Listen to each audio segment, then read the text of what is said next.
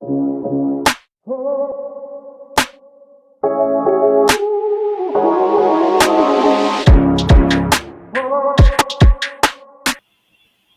everybody, it's Jax again from the Popcorn View Podcast. Today's going to be my episode 55, AEW Dynamite Recap for 9/10. This episode actually started off pretty good. Started off with Hangman Adam Page with the grudge match versus Shawn Alexander.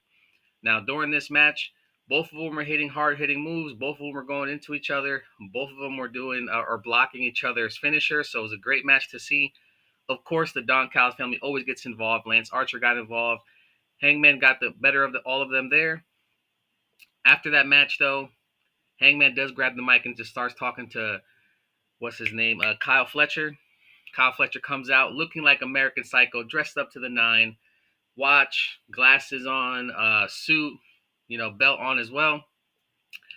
And they pretty much just start going back and forth. Hangman at one point does give Kyle Fletcher his props, saying, "You are a lot like me. I see a lot of myself in you from 6 years ago. You are going to be a great champion in the future, but you're not ready." Once he said, "You're not ready," the crowd starts saying, "You're not ready," and pretty much starts putting doubt in Kyle's head. And then out of nowhere, someone noticed he doesn't have socks on, and they start saying, "You need socks. You need socks. You need socks." And then they panned into the socks. He didn't have any socks on. He actually looked kind of pissed when the crowd did that. But Kyle Fletcher does say that he's been being told his entire career, because he's such a young person. He's only 26 years old, one of the youngest persons to hold the TNT championship. And he goes, and everybody's been telling me I wouldn't make it. And here I am on AEW, a world champion at 26, and possibly the next world champion in AEW. So I've been saying a lot, guys. Kyle Fletcher is the future of AEW. They did announce after them going back and forth that the proto style Kyle Fletcher versus Hangman Adam Page at All Out is going to be a banger of a match. As much as I want Kyle Fletcher to win, honestly, I do not see Kyle Fletcher winning this. I think what's going to happen is Kyle Fletcher is going to lose. He's going to go on a long, strong, and prosperous TNT title reign, and then possibly about a year, he's going to dethrone Hangman. He did a full circle, beat everybody else underneath him, went after the champion again, or he might win the Casino Battle Royal and challenge Hangman again in the future. But it's going to be a hell of a match, guys. Can't wait to see it all out. You did have not the Hangman. You did have the Young Bucks kind of have like a catering session. They were in back in catering. They were eating, and nobody wanted to sit with the Bucks. They kept like going like this, blocking their face, weren't making direct eye contact with the Bucks. So it was actually pretty funny. The weird part is you had what's his name, Brandon Cutler eating, and he kind of like hid his face from the Bucks. And they go, "Hey, Brandon Cutler, someone who finally loves us, man. Oh, I can't wait to see you." And he goes, "Hey, I should have said this a long time ago. Bucks, shut up. Man, that felt great." And he kind of dips off. Now, right after that, you had Moxie goes, "Hey, in the main event tonight, y'all better bring your A game. In fact, if y'all bring your A game, you get 250 and you get 250. So the entire purse for that match that should have been 500K for the group to split, so technically 100,000 apiece. Moxley says you guys will get the pot from the Death Riders if we win this match. I just want to win. Make sure you guys bring your A game."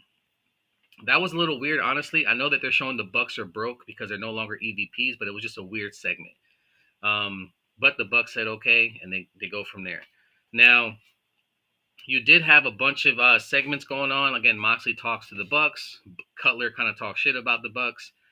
From there, you had CEO Mercedes Moné with Emmy versus Rio and Alex Windsor. So great match and all. Little awkward in some of the parts, honestly, because they're not used to working with these girls. Rio was a little off. I don't really get what everybody sees in Rio. Maybe I'll see it differently in All Out. Yes, she was the original women's champion for AEW, but I just don't see what all the hype is. That's just me. But on all, good match. The girls went back and forth. Now, this is the second time Alex Windsor makes Mercedes Moné tap out, but they weren't the legal participants in the match, so the tap out didn't count. Same thing the week before when she made her tap out on the outside. It wasn't in the ring. The ref told her you got to bring it back inside. So technically, Alex Windsor has beat Mercedes Moné twice, but it didn't count because of the rules. So maybe she'd be the one to dethrone her in the future. They've been pushing her a lot on TV, Ring of Honor, everything. So we might be seeing Alex Windsor being the one to dethrone Mercedes, but we'll see, guys. Let me know what you guys think. FTR came out. After a video package they showed of FTR, Copeland, and Christian Cage, just kind of showing the accolades and the awards and the amount of championship reigns they've had. And Stokely comes out after and kind of pissed. That's a debauchery. This is BS. That's bullshit.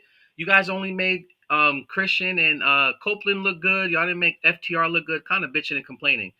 Now, FTR pretty much was saying who wants to fight, and it was almost as if they were trying to pick a fight with someone in the crowd. They got into people's faces, they were cursing at each other, arguing with each other, and then finally they bump into a cameraman and start beating the cameraman down. Now I don't know if there was supposed to be somebody in the fans that were supposed to like jump over, kind of part of the story, especially what happened with Rampage. His son ended up beating someone down or something in one of the indie shows, so I'm pretty sure AEW didn't want to go that route, but they did beat down one of the camera guys, so I'm sure there's going to be some type of, fine in the future, guys. But let's see.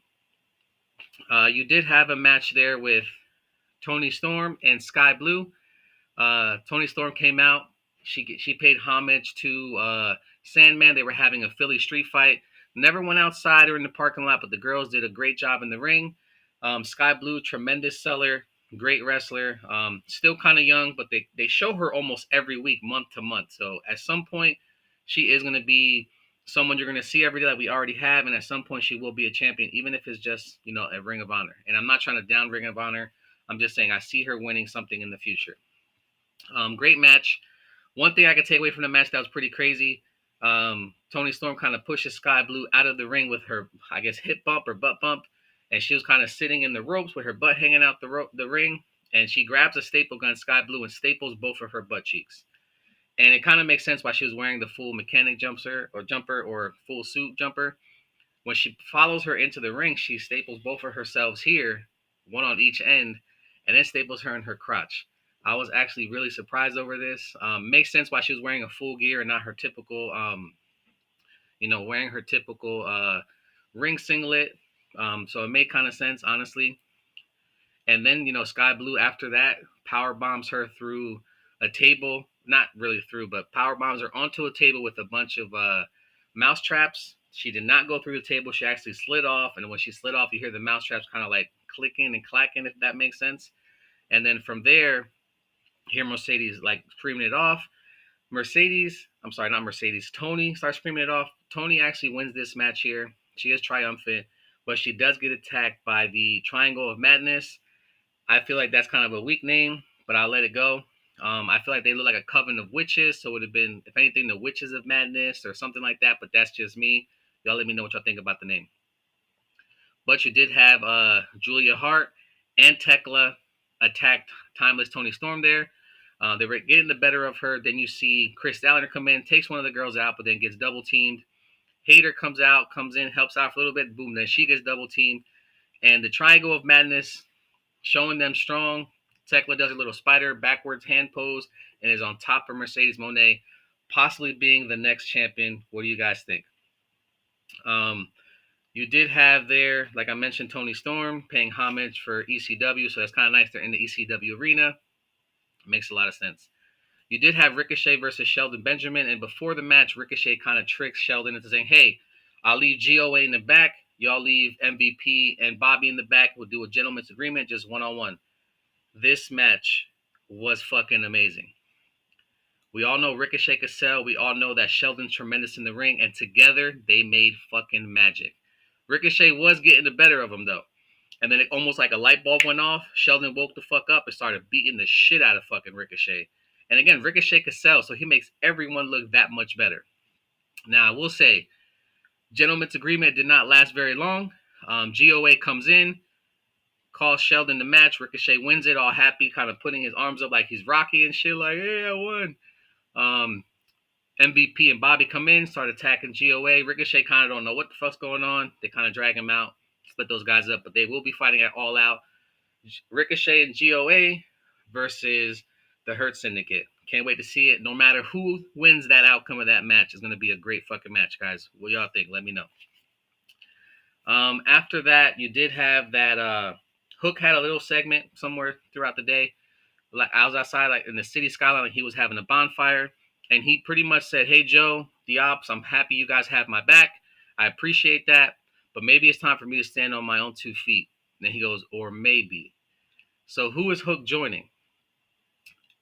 Maybe it's Jericho again, because you know that Jericho vortex, but it's just an idea.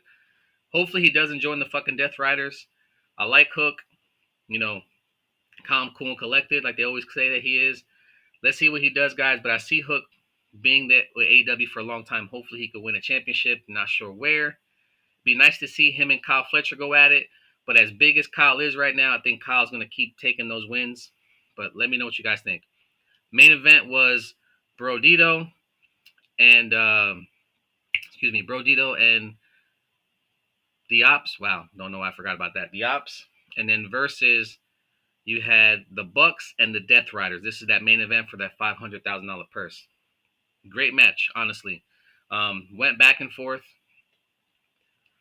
The Bucks actually pull it off, so they're happy. Oh, we're gonna win $5,000 or $500,000. So they actually took the bag, start looking at the money. Brody King kind of was behind them, kind of chases them off. Funny as shit. You did have Darby Allin come in and attack Moxley. Like he's going after Moxley. Everybody else is kind of fighting outside the ring, and out of nowhere, the hooded figure comes up, and it's Daniel Garcia. Attacks Darby Allin, kind of aligning himself with the Death Riders. Takes Darby twice, slams him, or kind of stomps him while he's holding his hands into the mat. Missed the chair that he set up, so he does it again and slams his face into the chair. So Daniel Garcia finally joined the Death Riders, which is really weird because he didn't want to join the Death Riders when Bryan Danielson was there. So I'm just surprised that he's joining there now. And is Chris Statlander going to be joining them in the future? We'll see what happens because he has been trying to recruit Chris Statlander. So is he trying to get new blood for the Death Riders, or what is he trying to do? So we'll see how it plays out. And Daddy Magic, is he going to be pissed about this? What do you guys think? Can't wait for All Out, guys. Great episode of AEW Dynamite. Let me know what you guys think. Have a great one.